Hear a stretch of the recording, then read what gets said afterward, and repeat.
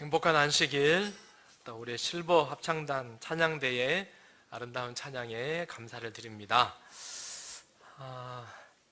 보니까 가족들이 있잖아요. 우리 아들, 딸들, 손자, 손녀들, 우리 어르신들 찬양하는 모습에 정말 열심히 보는 분들이 몇 분 계십니다.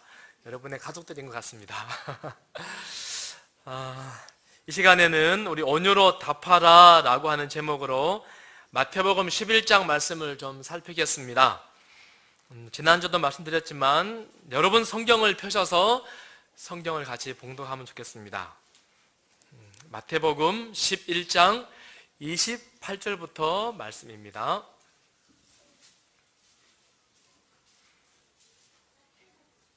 자, 성경 없는 분들은 화면을 보겠습니다. 수고하고 무거운 짐진 자들아, 다 내게로 오라. 내가 너희를 쉬게 하리라. 나는 마음이 온유하고 겸손하니 나의 멍에를 메고 내게 배우라. 그리하면 너희 마음이 쉼을 얻으리니 이는 내 멍에는 쉽고 내 짐은 가벼움이라 하시니라. 아멘. 미국의 심리학자 해리 할로우라고 하는 분이 1958년에 사랑이란 무엇일까를 연구하게 되었습니다. 사랑의 본질이 뭘까를 고민합니다. 그리고는 막 태어난 지 얼마 안 된 붉은 원숭이 새끼를 엄마로부터 분리해서 혼자 키웁니다. 박사 생각이 내가 깨끗한 환경에서 정말 양질의 음식을 주면 저기 자연에서 지저분한 환경에서 자라는 원숭이보다 훨씬 더 튼튼하고 건강하게 잘 자라겠지라고 생각했습니다. 그럴까요? 지저분한 데서 사는 게 더 건강합니까? 네. 좋은 환경을 제공해 줬지만 이 작은 원숭이 새끼가 한쪽 귀퉁이에 웅크려 앉아서는요 손가락만 쭉쭉 빨고 있어요. 그리고는 먼 산을 바라보고 뭔가 불안불안해 하는 것입니다.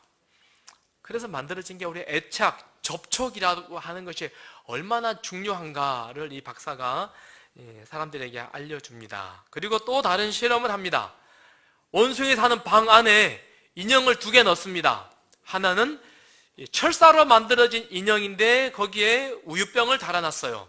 언제든지 배가 고프면 거기 가서 밥을 먹습니다. 그리고 바로 옆에는요 헝겊으로 만들어진 인형입니다. 근데 헝겊 인형에는 밥은 없어요. 자, 원숭이가 어디를 더 좋아할까요? 헝겊 인형을 좋아할까요? 철사로 된 밥 주는 인형을 더 좋아할까요? 네, 어떻게 아세요? 엄마가 아닌데? 네. 근데 보니까 원숭이가 밥 먹을 때만 철사 인형 가서 조금씩 빨아먹고 나머지는 대부분의 시간을 헝겊 인형에 와서 푸비고 이렇게 헝겊에서 사는 것입니다.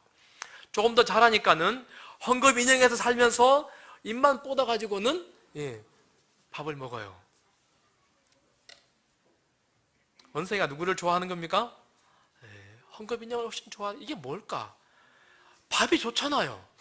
이 헝겊이 따뜻한 이게 뭔가 원숭이가 그것을 더 즐겨하는 것입니다. 박사가 또 실험을 합니다.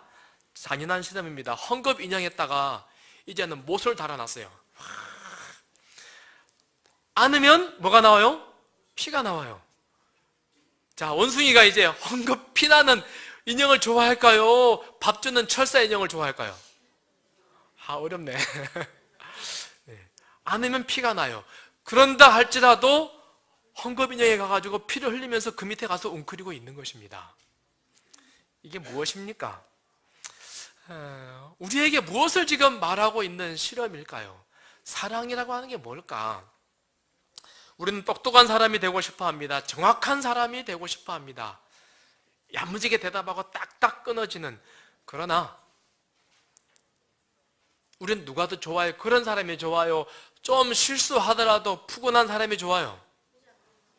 후자가 좋아요. 왜 그렇습니까? 사람들은 날카롭고 딱딱하고 칼같이 끊어지는 사람보다는 부드럽고 소위 온유한 사람을 찾습니다. 똑같은 재능을 가졌다 할지라도, 똑같은 재주, 기술이 있다 할지라도 이왕이면 따뜻한 사람, 온유한 사람들은 좋아합니다. 그런 사람들에게 친구가 많습니다. 딱딱한 사람은 친구가 잘 없어요. 오늘 온유한 사람이 되라 라고 말씀하십니다. 오늘 본문을 한마디로 요약하면, 수고하고 무거운 짐진 자들아 다 내게로 와서 나의 온유와 겸손을 배우라. 그러면 너희에게 쉼이 있을 것이다 라고 말씀합니다. 오래된 복음성가입니다. 여러분 아시죠? 옛날 분들은요, 세상은 평화 원하지만 전쟁의 소문도 늘어간다. 이 모든 인간 고통 두려움뿐 그 지겨움 끝없네. 참 그렇지 않습니까? 세상은 평화를 원합니다. 안정을 원합니다. 그러나 계속 폭풍우가 몰아칩니다.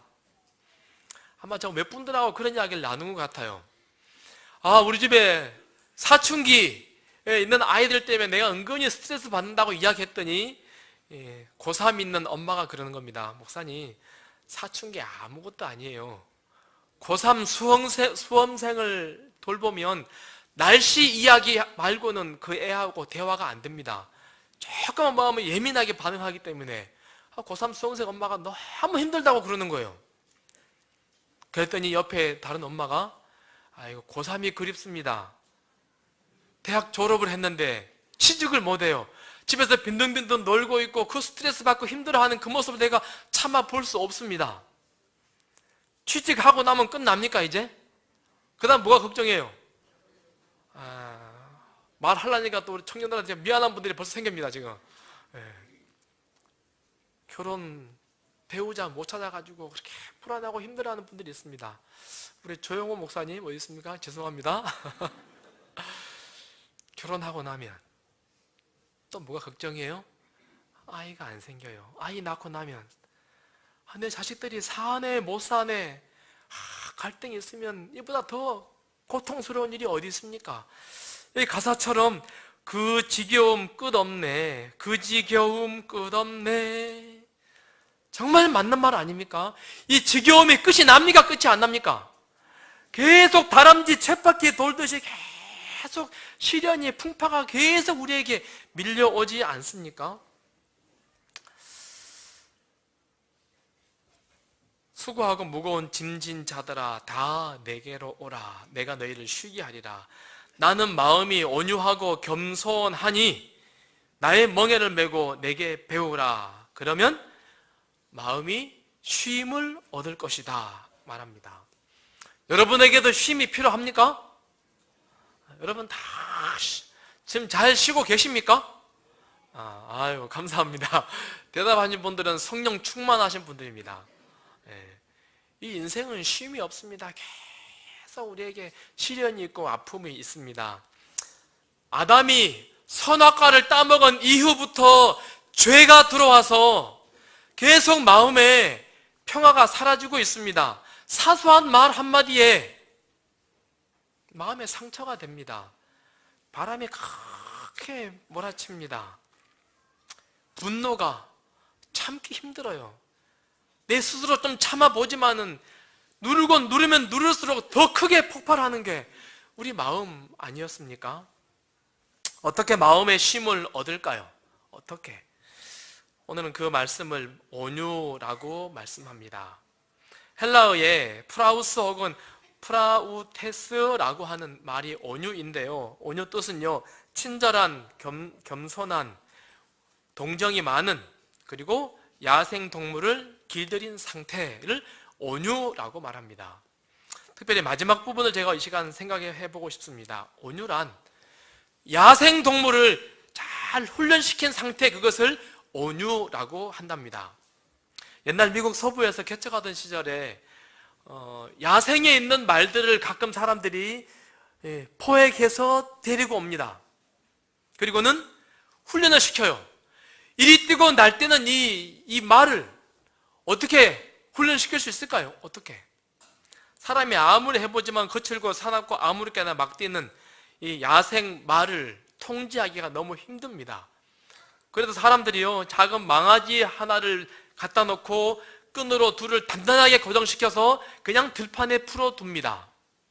그러면 덩치가 큰 이 야생마가 막 사정없이 다니고 망아지는 쫄래쫄래 따라다닙니다.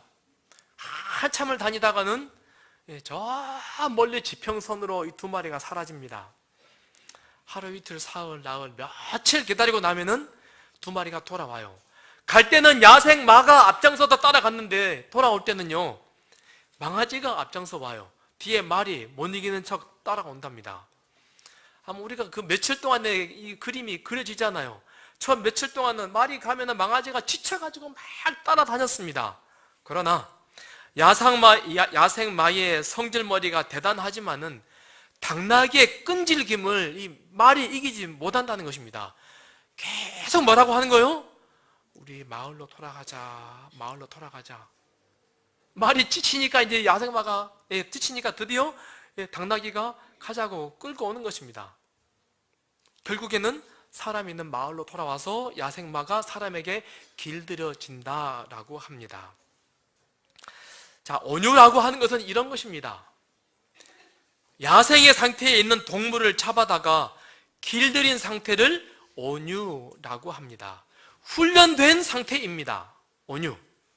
성경은 말합니다. 의인은 없나니 하나도 없다.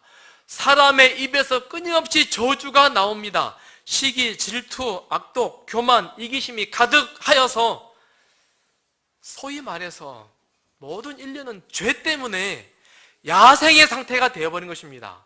그런데 여기저기 수근수근하게 좋아하고 비난하게 좋아하고 핀잔하고 분노를 쉽게 드러내고 하지만은, 그러나 온유를 경험하는 사람들은 길들여집니다. 어떻게? 예수님의 품성을, 하나님의 품성을 그들이 갖게 된 것을 가지고 온유라고 성경은 말합니다. 구약도 똑같이 말합니다. 구약에서 말하는 온유는 아나우라고 하는 말인데, 역시 자기 고집, 자기 생각에 사라지고 주인에게 충성하는 노예 상태를 온유, 아나우라고 하는 말을 적습니다. 자기 생각, 자기 고집, 자기 습관을 다 내려놓고 누구의 뜻을 따라가는 거예요? 주인의 뜻을 따라가는 것을 온유라고 이야기합니다. 우리 산상보훈 14쪽에 우리 우리 독서 마라톤 하시면서 여러분 보신 분들 많이 계시지요? 제가 이 말씀 보는데 참 제게 마음에 감동이 되었습니다. 같이 읽어보실까요? 예수께서는, 시작. 예수께서는 온유를 천국에 들어가는 첫째 조건으로 삼으신다. 누가 하늘 간다고요? 온유한 사람이. 온유한 사람이. 우리는 야생의 상태에도 살아가는 사람과 같습니다. 아무렇게나 말하고 내 고집대로 하고 나의 이기적인 무엇인가를 움켜쥐기 위해서 부단히 애를 씁니다. 그러나 잘 가꾸어진, 잘 훈련된 이 품성, 온유가 하늘나라 들어가는 정말 좋은 품성 첫 번째 조건이 된다라고 이야기합니다. 아무 때나 분노하지 않습니다. 아무 때나 좌절하지 않습니다. 언제나 마음에 평화가 있습니다. 환경이 어떠하든지 간에 그의 마음에 안정이 있습니다. 혹 내가 손해보더라도, 혹 내가 조금 무시당하더라도, 혹 내 자존심에 좀 깎인다 할지라도 무엇을 유지해요? 온유, 이 평화를 유지한다라고 이야기합니다. 마태복음 5장 8절에 온유한 자는 복이 있나니 그들이 땅을 기업으로 받을 것이며. 자, 여기 나와 있는 이 땅은 어떤 땅일까요? 어디입니까? 하늘나라, 천국. 오늘 우리 계시록 21장 배우셨죠? 공부했죠? 새하늘과 새 땅, 눈물이 없고 아픔이 없고 다시는 이별이 없는, 사망이 없는 그 땅. 어떤 사람이 간다고요? 온유한 사람이. 온유한 사람이. 정말 온유한 사람은요, 마음에 평화가 있습니다. 그의 환경과 처지에 관계없이 우리 사랑하는 빛고울 모든 성도들이 이 온유의 품성을 다 소유할 수 있게 되기를 간절히 소망합니다. 저기 뒤에 우리 독서 마라톤 다 적어놨는데요. 할 수만 있으면 5단계 다 하지 않아도 좋습니다. 5단계 하는 것은 정말 기적 같은 일입니다. 정말 어렵습니다. 저도 보니까 5단계 참 쉽지 않을 것 같습니다. 그러나 우리 1단계도 좋고 2단계도 좋고 우리 모든 성도들이 말씀을 좀 깊이 같이 읽을 수 있는 그런 성도들이 되면 참 좋겠습니다. 말씀이 우리에게 뭔가를 잔잔한 감동을 주고 우리 삶을 변화시키십니다. 자, 어떻게 하면 온유한 사람이 될까요? 아름다운 품성을 담는 비결. 첫 번째, 온유는 예수님께 배웁니다. 우리 따라 해보실까요? 온유는 예수님께 배웁니다. 나는 마음이 온유하고 겸손하니 나의 멍에를 메고 내게 배우라. 그리하면 너희 마음이 쉼을 얻으리니. 우리 산상보훈 2단계에 산상보훈 나오잖아요. 산상보훈에 예수님의 온유에 관해서 설명하는데요, 굉장히 길게 예수님의 온유를 설명합니다. 예수님의 온유를 이렇게 설명합니다. 요한복음 17장 4절. 예수님은 아버지께서 내게 하라고 주신 일을 내가 이루어 아버지를 이 세상에서 영화롭게 하였사오니. 예수님의 온유를 설명하면서 요한복음 17장 4절을 말합니다. 무슨 얘기입니까? 제가 온유라고 하는 게 무엇인지 설명드렸습니다. 온유가 뭐라고요? 내 고집대로, 내 의지대로, 내 감정대로 사는 것이 아니라 길들여진 상태를 온유라고 한다 그랬습니다. 예수님은요, 끊임없이 하늘 아버지에게 물었습니다. 하늘 아버지, 내가 무엇 해야 합니까? 내가 어떻게 해야 합니까? 이것이 예수님의 온유의 비결이었습니다. 요한복음 5장 30절. 내가 아무것도 스스로 할 수 없노라. 예수님의 온유가 뭐라고요? 예수님의 온유의 비결이 무엇이라고요? 스스로 하지 않는 거예요. 나는 누구에게 길들여져요? 하늘 아버지께, 그분께 복종하는 것, 하늘 아버지께 계속 순종하는 것, 그것이 예수님의 온유였습니다. 우리 말씀의 비전을 예수의 제자가 되라 라고 했습니다. 성경은 말합니다. 이 예수께서 제자들에게 이르시되 누구든지 나를 따라오려거든 자기를 부인하고 자기 십자가를 지고 나를 따를 것이니라. 다른 말로 하면 온유한 사람이 되어라 라고 말합니다. 자기를 부인하고 자기의 고집을 드러내지 말고 자기 감정대로 하지 말고 자기 계획을 놔두고 누구를 따라가라? 예수님을 따라가라. 이것이 예수님의 온유입니다. 그분은 우리에게 말씀하십니다. 예수의 제자들도 온유한 사람이 되어라. 저는 이번 청년 기도주일을 하면서 우리 김성환 목사님 마지막 이 당나귀 예화가 제게 굉장한 은혜가 되고 감동이 되었습니다. 여러분 다 영상을 보셨는지 모르겠습니다.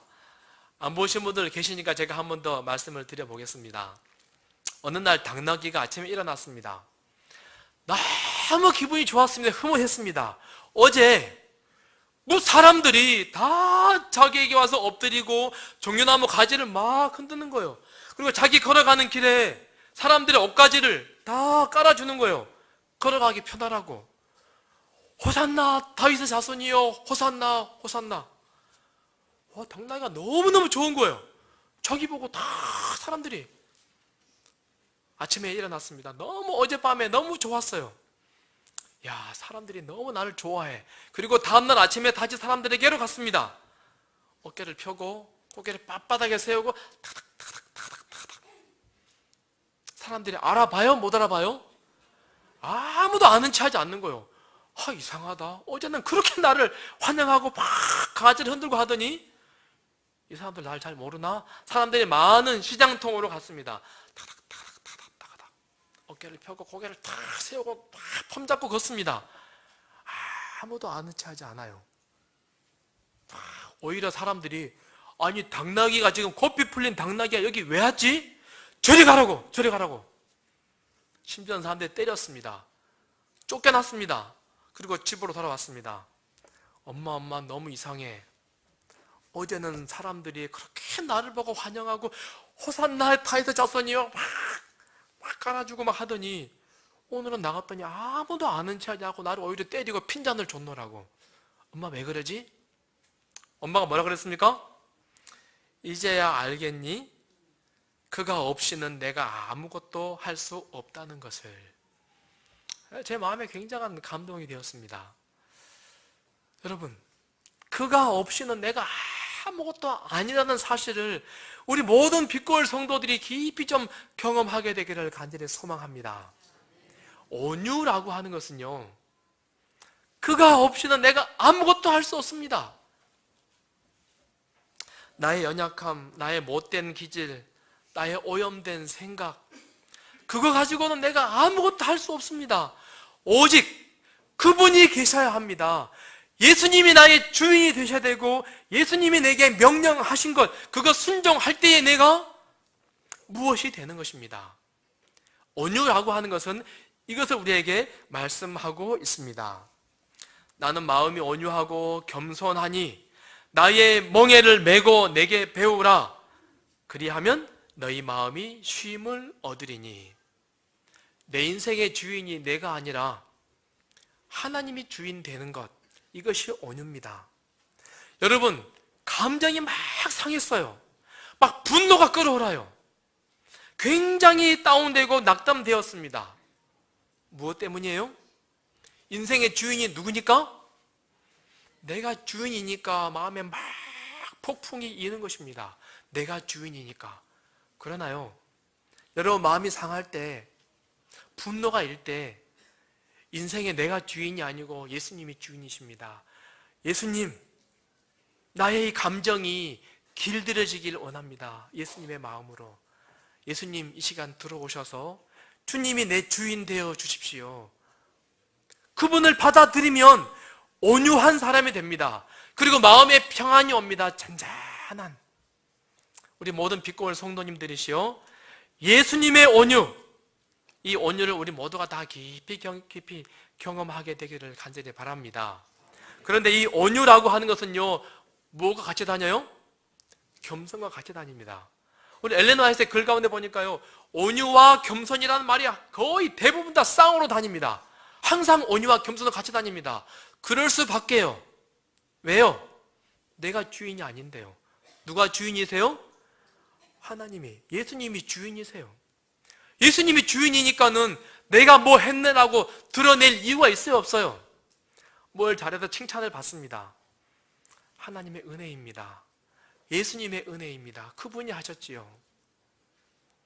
온유한 사람은 겸손할 수밖에 없는 것입니다. 빌립보 2장 5절 예수님의 온유를 이렇게 설명합니다. 너희 마음에 이 마음을 품으라.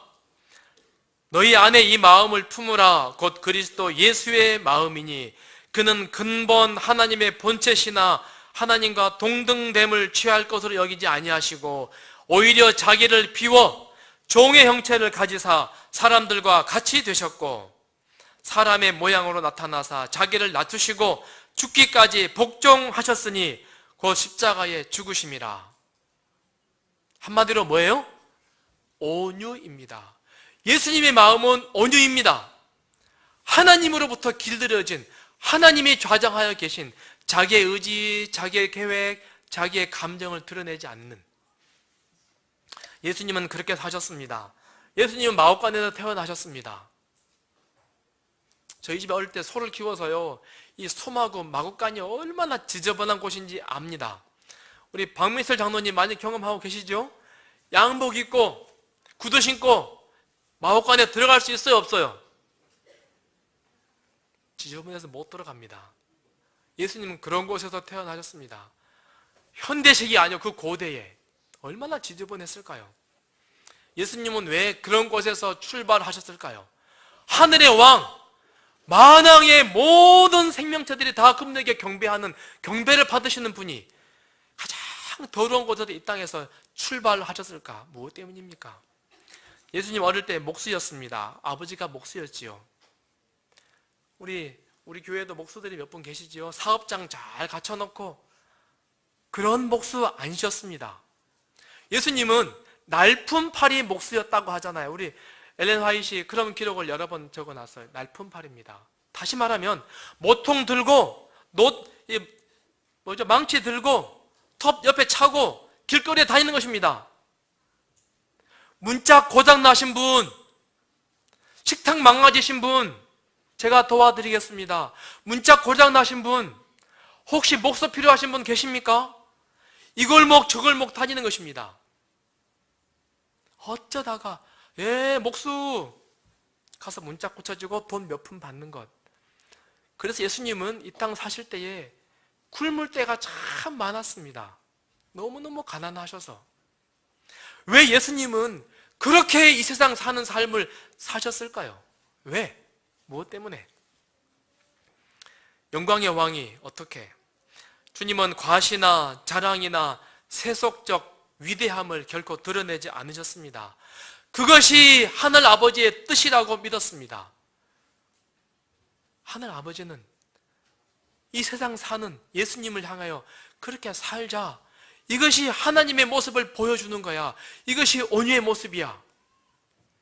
인간의 과시, 인간의 자랑으로 그렇게 드러내는 것이 아니라 하나님께 순종하며 사는 것, 가장 겸손하게 사는 것, 그것이 하나님의 뜻이야. 그러니 그렇게 살아가시는 것입니다. 예수님은 가장 먼저 누구의 발을 씻기십니까? 가룟 유다의 발을 씻기셨습니다. 우리 아시는 것처럼 그날 가룟 유다가 예수님 팔 거 예수님 아십니다. 유다 때문에 그날 침뱉음 당하고 유다 때문에 그날 모욕을 받고 유다 때문에 그날 모죽에 채찍 맞을 걸 그분은 아십니다. 이 제자가 예수님을 배신했습니다. 유다 때문에 십자가에 달리실 것을 아십니다. 그러나 우리 성경을 아무리 눈을 찢고 찾아봐도 유다를 예수님은 한 번도 비난하지 않으십니다. 제자들에게 요놈이 오늘 나 배신한다 한마디 하지 않으셨어요. 책망하지 않으셨습니다. 무엇 때문에? 오히려 유다의 심장을 요동치도록 유다 앞에 무릎을 꿇고 겸손으로 뜨거운 사랑으로 유다의 마음을 감동시키시고자 애를 쓰셨습니다. 예수님의 온유지요. 예수님의 겸손이지요. 왜요? 이것이 하늘 아버지의 뜻이에요. 그분의 감정이 중요한 거 아니에요. 하늘 아버지의 뜻이 지금 유다의 마음을 사랑하는 것, 자기의 모욕을 따지지 않습니다. 하늘 아버지의 뜻을 행할 때 그의 마음에 깊은 평안이 있었습니다. 비록 십자가의 길이 험하고 정말 말할 수 없는 아픔의 길인다 할지라도 그 길을 따르는 것이 아버지의 뜻이었습니다. 아버지의 뜻을 행하는 것이 그에게 평안이었습니다. 예수님은 그렇게 사셨습니다. 어제 아침 기도력 여러분 보셨습니까? 2015년 3월 24일자 저먼 윙스라고 하는 항공기가 스페인에서 이륙해서 독일로 갔습니다. 그런데요, 기장이 화장실에 갔습니다. 부기장 보고 지키라고 하고는. 제가 잘 모르지만은 옛날 어떤 분이 그런 매스컴에서 이야기했죠. 자동차 운전보다 비행기 운전이 더 쉽답니다. 여러분 아십니까? 다 기기가 하잖아요. 옛날에는 어려웠지만은 기장이 잠깐 자리를 비운 사이에 부기장이 문을 잠궜어요. 그리고는 수동 모드로 고쳐가더니요 밑으로 급 하강하는 것입니다. 팍 내려갑니다. 뭐 하려고?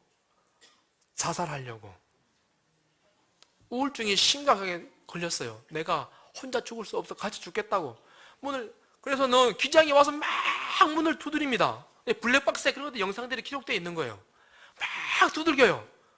필요 없다고 우리는 같이 죽을 거라고 급하강 하는 것입니다. 그리고는 꽉 사진인지 그림인지 모르겠습니다. 산산조각 나버렸죠. 그 높은 곳에서 신속하게 내려온 비행기가 어떻게 되었을까요? 누가 운전대를 잡고 있느냐라고 하는 것은 굉장히 중요한 것입니다. 누가 나를 조종하고 있습니까? 내가 내 인생의 주인입니까? 우리 5분 뒤에 무슨 일이 일어날지 여러분 아십니까? 우리 다 지금 초행길 가고 있는 건 아닙니까? 처음 이 인생 살아가고 있는 것입니다. 내가 내 마음, 내 감정을 내가 컨트롤할 수 있습니까? 내 마음대로? 한마디만 들어도 폭발하는 게 우리 아닙니까? 나를 운전하다가 우리 살면서 사고 얼마나 많이 났습니까? 내 감정대로, 내 계획대로 하다가 내가 계속해서 내 운전대를 잡고 가야겠습니까? 온유한 사람이 되어야 합니다. 우리 운전대를 누구에게 맡겨드려야 돼요? 예수님에게. 예수님, 수고하고 무거운 짐진 자들아 다 내게로 오라. 내가 너희를 쉬게 하리라. 누가 우리를 쉬게 하세요? 누가 우리를 운전하기 바라세요? 예수님께서. 내가 운전하면 사고 납니다. 정말 많이 사고 났잖아요. 주님은 온유를 말씀하시면서 내가 너희를 쉬게 하리라. 나의 온유를 배워라. 나에게 운전대를 좀 맡겨라 라고 지금 말씀하고 계십니다. 갈라디아 2장 20절, 내가 그리스도와 함께 십자가에 못 박혔나니 그런즉 이제는 내가 사는 것이 아니요 오직 내 안에 그리스도께서 사시는 것이라. 이제 내가 육체 가운데 사는 것은 나를 사랑하사 나를 위하여 자기 자신을 버리신 하나님의 아들을 믿는 믿음 안에서 사는 것이라. 우리 다 그렇게 살아가게 되기를 간절히 바랍니다. 나를 가장 사랑하시는 분, 나를 가장 잘 아시는 분께서 내가 네 안에 들어가서 내가 좀 운전하면 안 되겠니? 온유한 사람이 되어보지 않겠니? 내가 운전하면, 내가 너에게 온유를 주면 마음의 평안이 온단다 라고 말씀합니다. 우리 그런 기도 우리 자주 들으시죠? 예수님, 이 시간 나의 마음을 주님께 엽니다. 예수님, 나의 감정을, 나의 계획을, 나의 모든 것을 주께서 컨트롤하여 주십시오. 내가 마음에 지금 굉장한 분노가 일어오릅니다. 마음에 상처가 있습니다. 그런 하나님, 주께서 나의 마음에, 내 안에 운전대를 주께서 운전하시고 컨트롤해 주십시오. 예수님 도와주세요. 주님이 나를 통제하여 주십시오. 맡길 때 내 마음에 이내 예수님이 좌정하셔서 마음의 평안이 오고 내 마음에 깊은 행복이 있는 것들 여러분 경험해 보십니까? 온유한 사람이 되어야 합니다. 주님께 다 맡겨버리시는, 예수님이 통제하시는 잘 길들여진 하늘에 합당한 그리스도인들 우리 되기를 간절히 바랍니다. 두 번째, 온유는 기도합니다. 민수기 12장 3절, 이 사람 모세는 온유함이 지면의 모든 사람보다 더하더라. 우리 이야기 아시지요? 자기를 비난하고 욕하고 해를 입힐 때 함께 비난하고 함께 복수하지 아니하고 묵묵히 엎드려 기도하는 모세. 모세를 두고 성경은 말하기를 이 사람 모세는 온유함이 지면 모든 사람보다 더하더라. 중심에 누가 있는 거예요? 모세 마음에 누가 들어온 거예요 지금? 하나님이 들어오시면 지면 모든 사람보다 온유하다라고 말할 수 있습니다. 배경을 잠깐 이야기해 보겠습니다. 미리암은 모세를 살린 사람입니다. 그러죠? 강가에 버렸더니 8살짜리 미리암이, 우리 8살이 누굽니까? 우리 수아니 8살이죠? 수아니만한 여자아이가 동생 바구니 떠내려 가는데 멀리서 지켜보고 있다가 공주가 왔습니다. 불쌍히 아이를 안는 모습 보고는 쪼르르 달려와가지고 유모를 불려다가 이 아기에게 젖을 먹이게 하리까? 우리말로 말하면 아이고 아기가 배가 고파 보여요. 유모를 좀 불러올까요? 젖 먹이면 참 좋겠는데요. 작은 꼬마아이가 말하니까 이 공주가 마음이 움직인 겁니다. 그래? 유모 있으면 한번 데려와봐. 모세를 누가 살렸습니까 지금? 네, 미리암이 누나가 살린 것입니다. 정말 재치 있는 지혜로운 누나 아닙니까? 형은 뭐 하는 사람입니까? 아론이 여호와께서 모세에게 이르신 모든 말씀을 전하고, 하나님이 모세한테 말하면 모세가 아론한테 말해요. 그러면 아론이 바로한테 가서 말하고 백성들에게 말하는 것입니다. 모세의 입입니다. 이 3남매는 굉장한 리더십, 굉장한 파트너십으로 일하는 그런 사람들이었습니다. 그런데 어느 날 장인이 왔습니다. 모세의 장인이 그에게 이르되 내가 하는 것이 옳지 못하도다. 수백만 명의 사람들을 다 재판하고 상담해줘요. 얼마나 힘이 들까요? 얼마나. 그래서 장인이 와가지고 그러지 말고 조직을 만들어 70명의 장로를 만들고 1000부장을 만들고 100부장 만들고 50부장 만들고 10부장 만들어서 그렇게 조직 만들어서 상담하고 이해해야지. 모세가 좋게 여겼습니다. 하나님의 뜻에 따라서 그렇게 하기로 하고 그렇게 조직을 갖췄습니다. 누구랑 의논 안 하고, 형하고 누나하고 의논 안 하고. 형하고 누나가 굉장히 서운했습니다. 그래서 모세가 구스 여자를 취하였더니 그 구스 여자를 취하였으므로 미리암과 아론이 모세를 비방하니라. 옳게 제수씨 괴롭히는 것입니다. 시댁 식구들이 저런 여자하고 결혼했냐고 차마 말은 못하고. 모세 너 아니면 우리가 못할 줄 알아? 너 혼자 왜 조직 개편을 해? 너 혼자 임의로 해? 하나님이 우리하고도 이야기하는데 그럴 수 있어? 막 비난하는 것입니다. 그럴 때 모세가 뭐라고 말합니까? 아시는 분? 모세가 뭐라고 말할까요? 아니, 누나하고 형이 모세를 막 핀잔하고 욕을 합니다. 모세가 뭐라 했을까요? 성경에 모세가 한 말이 기록되지 않습니다. 아무 말도 하지 않습니다. 하나님이 등장하십니다. 그리고는 내가 너하고도 이야기하지, 너하고는 꿈으로 얘기하잖아, 너하고는 내가 환상으로 말하잖아, 직접 말하지 않잖아. 모세하고 내가 직접 말해. 너하고 모세하고 달라. 모세는 모든 백성 중에 가장 충성스러운 사람이야 라고 말하고는 모세를 비난하는 미리암을 하나님이 어떻게 하시죠? 문둥병 걸리게 합니다. 그랬더니 모세가 어떻게 합니까? 모세가 여호와께 부르짖어 이르되, 모세가 처음 한 말입니다. 하나님이여 원하건대 그를 고쳐 주옵소서. 뭐 말하지 않고 있다가는 그거 봐봐, 그러면 안 되잖아. 한마디 하지 않고 조용히 가서 하나님께, 하나님 그를 불쌍히 여기소서, 그를 고쳐 주옵소서 기도합니다. 이 모습 보고는 모세가 지면 모든 사람보다 온유함이 승하더라 라고 말합니다. 모세 안에 누가 계신 거라고요? 네, 하나님이 계셔서. 참 우리는 그러기 쉽잖아요. 특별히 가족이 한마디 하면 그거 참을 수가 없습니다.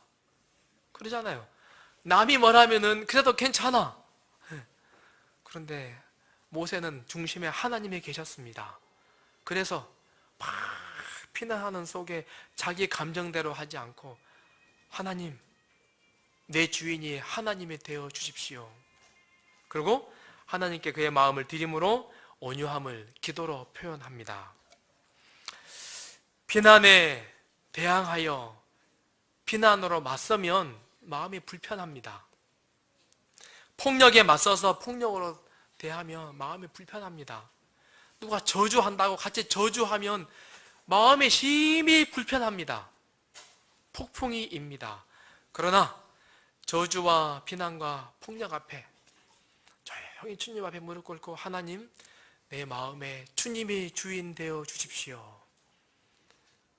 주님으로 내가 길들여지기를 바랍니다 하면 마음이 평안합니다. 우리 모두가 다 그런 그리스도인들, 그런 하늘에 들어가기에 첫째 조건, 이 온유를 다 소유하게 되기를 간절히 바랍니다. 자아를 높이고자 하지 말고 그리스도의 학교에서 마음의 온유와 겸손을 배우라. 사단은 우리에게 계속 부채질합니다. 속상하지? 그렇게 너의 마음이 상처받으면 안 되잖아. 마음을 높여. 모순투성이인 이 세상 한마디 해야지. 참지 마. 한마디 해. 그러나 그리스도인의 온유를 경험하는 사람들은, 예수님이 계신 사람들은 예수님처럼 유다 같은 사람 앞에서도 그의 발을 씻기고 묵묵히 간절히 기도하고 뜨겁게 그의 심장을 울리기 위해서 애씁니다. 말씀을 줄이면서 어떤 상황에서도 온유가 드러나고 온유로 답하는 우리 모든 빛고울 성도들 되기를 간절히 바랍니다. 우리는 예수님께 온유를 배워야 합니다. 예수님의 온유는 어떤 상황 속에서도 평안을 유지하게 합니다. 그분이 주인 되시기 때문에, 하나님이 예수님의 주인이셨기 때문에. 온유는 기도합니다. 누가 날 비난하고 모욕한다 할지라도 묵묵히 하나님께 기도하는, 그러므로 온유함이 광주에서, 호남에서 가장 승하더라. 정말 온유한 우리 빛고울 모든 성도들 되기를 간절히 바라며 말씀을 줄이겠습니다. 이 시간 또 하나님께 온유를 달라고 예수님 마음에 들어오시도록 간절히 기도하겠습니다.